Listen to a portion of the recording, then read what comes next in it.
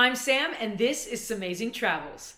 Hey guys, today we venture to Glastonbury, England. Probably most famous for its music festival, this town is steeped in myths, legends, and history. Glastonbury is known as the Isle of Avalon, a mythical place symbolizing purity, abundance, and magic. It's a place where Christian and pagan beliefs mingle. The vibes here are undeniable. So even if you can't get tickets to the festival, it's somewhere you should definitely check out. So what should you do when you're in Glastonbury? Let's go.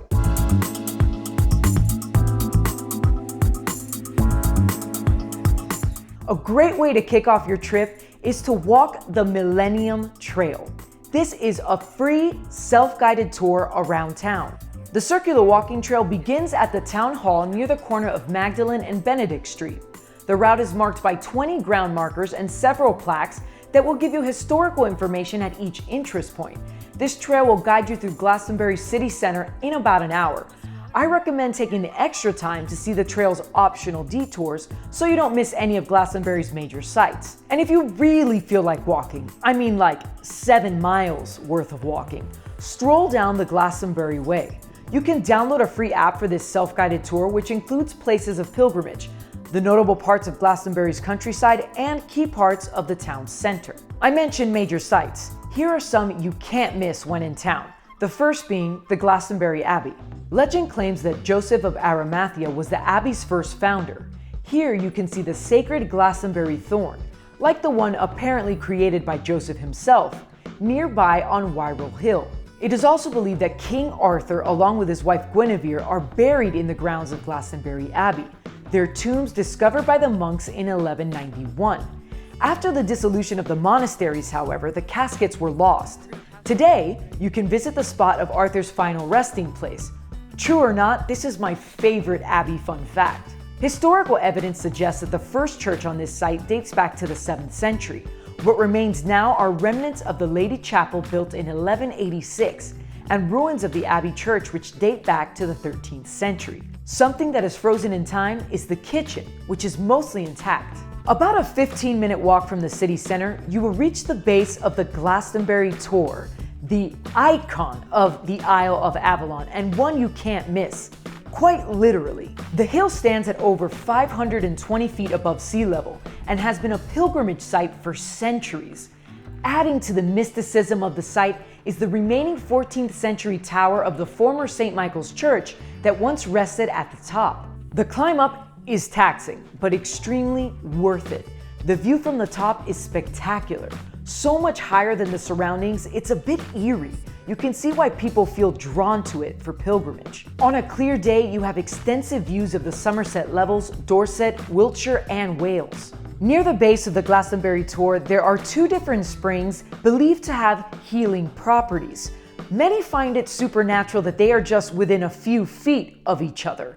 Very Glastonbury vibes. The first being the Chalice Well, also known as the Red Spring. The water flowing from this well has a high iron content, giving it a reddish hue. The Chalice Well and Gardens is a peaceful place for a walk among the greenery, and although there is an entrance fee, you can enjoy the waters of the Red Spring for free. If you walk south on Chickwell Street, you will come across Wellhouse Lane, where there's a spigot of ever-flowing water from the Red Spring. Take a drink, if you dare. Tastes like blood. Yeah, it tastes like blood. Directly across from the Chalice Well spigot, you will find the entrance to the White Spring. On the outside, there's a water feature and spigot where you can bottle up the healing waters, but the best way to experience the atmosphere is to take the steps down into the sanctuary, which is only lit by candles. No video or photos are allowed inside to respect the worshippers' sacred space. So you know, many people worship naked in the pools of the well house. It's very mysterious and otherworldly down there. I highly recommend you take the plunge. It's free to get into the White Spring, but their hours are sporadic, so check their website to make sure they're open before you go. A great way to feel the atmosphere of Glastonbury is to discover the town center and all its unique shops. Wander the narrow alleys of restaurants and storefronts and realize there's nothing you won't find. Books, crystals, incense, apothecaries selling ingredients for witchcraft and potions. I mean, a super eclectic collection of things. You'll find that people are friendly and spiritual. The aura of Glastonbury can't really be explained. It has to be lived. It's a feeling, for sure. So make sure you're out there doing that. And while you're in the town center, you cannot miss the George and Pilgrims Hotel. It was built in the 1400s, and it's a Grade 1 listed building, meaning it's a structure of exceptional architectural or historic interest and qualifies for special protection. Even if you don't stay at the hotel, you can enjoy the facade and go inside to have a drink or food at the pub.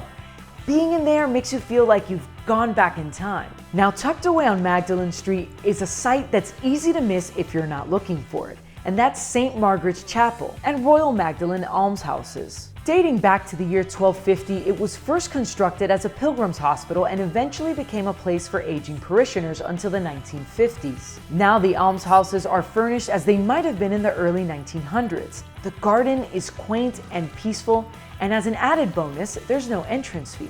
If all that walking around Glastonbury has made you hungry, make sure you check out Knight's Fish and Chips. It's been run by the same family since 1909. That's well over 100 years. The restaurant is where it's always been, just off the High Street on Northland Road in Glastonbury's town center. I love that their menu has fish and chip combos that include a beer, plus the fish was crispy, as it should be. That wasn't an ad, by the way. I just really like the food, and I can't believe the same family can do the same thing for so many years and still be crushing it, you know, like not slip up. Pretty awesome.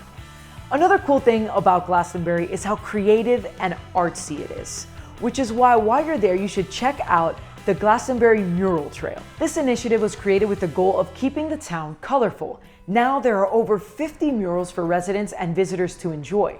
The project is ongoing, so the next time you go, you might see different murals. A map to the Mural Trail along with other guides can be found at the Glastonbury Information Center on Magdalen Street. They're open 7 days a week from 10 in the morning to 3 in the afternoon. I hope this travel guide inspires you to visit Glastonbury and discover its enchanting, mystical atmosphere. If you can go to the music festival, that's an added bonus, but not the only reason to visit. If you like this video, please give it a thumbs up, subscribe to my channel for more awesome travel guides like this one, or to watch my unpredictable travel adventures around the globe.